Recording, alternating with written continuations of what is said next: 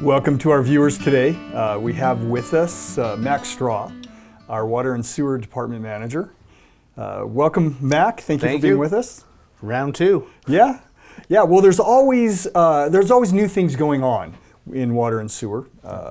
We're always trying to get better and trying to improve with redundancies and better quality and all of that with both water and sewer, and then especially adapting as we grow and preparing for growth as well, so that we're always ready to deal with whatever comes. So what are some of the things that are happening in your department? Of course there's a few things going on. Yeah, on the wastewater side, we have just completed a doubling our plant capacity from 1.2 to 2.4. We just added 4 5-acre RIBs.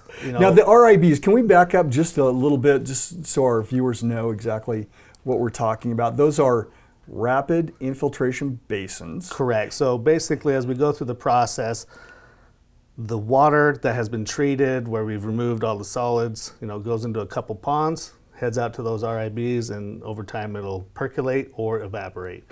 So that was kind of our headache for this last year, is we had a lot of flows and nowhere for it to go. So we've got that under control.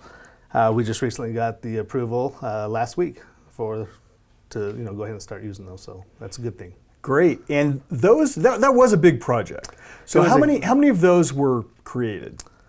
We created 4 total 5-acre ponds. All this was done in-house. We utilized, the wastewater guys, streets department, storm drain. I mean, it was a collective group effort, and I'll be honest, it was a huge project. We had an engineer's estimate that was over $1 million. I don't have all the totals yet, but I'm feeling like we're going to be under that $500,000 mark once it's all said and done. That really is amazing, because it was an all hands on deck project. I mean, I had guys that worked 25 days straight. I had an individual that had over 134 hours of overtime. So it was a big undertaking, a lot of sacrifice from the employees. I'm very appreciative. As you're aware, I fell ill, so I was in the hospital for a couple weeks. I had Zach Hilton, streets and stormwater manager, stepped up, helped facilitate. Very appreciative of the guys that we have here. It was beautiful. That was really an amazing thing to see, how all of our people stepped up, and like you say, you and maybe some others, were dealing with some health setbacks. Glad we're through that. Yep. But everybody jumped in and made it work, and at the same time saved the city quite a bit of money. A lot of money. I mean, if you look at the scale of this project, you say 4 or 5 acre, but the overall project was probably closer to 35 acres that we were dealing with. A lot of dirt being moved, a lot of equipment use, a lot of equipment that showed up that was inaccurate, a lot of modifications that we had to do on our own part to make this a successful project. That was another thing, just the creativity in getting the equipment we could get, because you can't get everything you would like to have, and then taking that equipment that we were able to get our hands on and finding a way to make it work.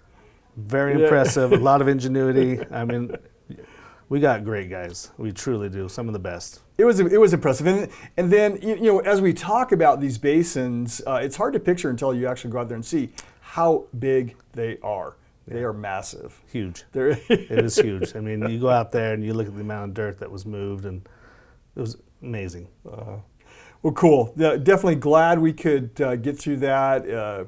Exciting to see things like that get done in Eagle Mountain, even under less than ideal conditions. It's kind of funny, typically it's, fall, you don't get a whole lot of weather, but we had more weather in October when we were trying to finalize, get everything approved for the state before they showed up. Now look at the weather. It's been beautiful, right? We haven't had any issues. So it's been, the timing is just, crazy how that worked out. Yeah, we just work through it, whatever we have to do.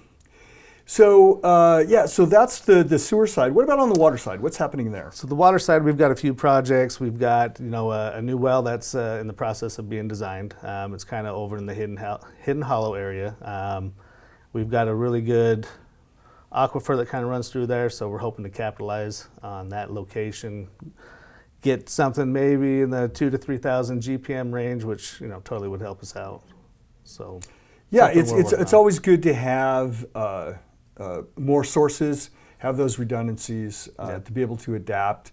Because one of the things like that you deal with as far as managing that water system, it's not just about the water itself. You're dealing with pressures, flows, pushing it one way or the other, adapting to the growth or unforeseen circumstances. And that's the constant, right? It's always changing. Growth is huge, so trying to capture what's coming, making sure we're ahead of the curve. We got to keep fire storage. We can't drain the tanks, obviously. So it's a balance. Luckily, we do have a SCADA system that kind of helps us keep control of, what we're doing. We have set points, alarms. So if something does come up, hopefully we get triggered. We can make some adjustments, valving, whatever. All right.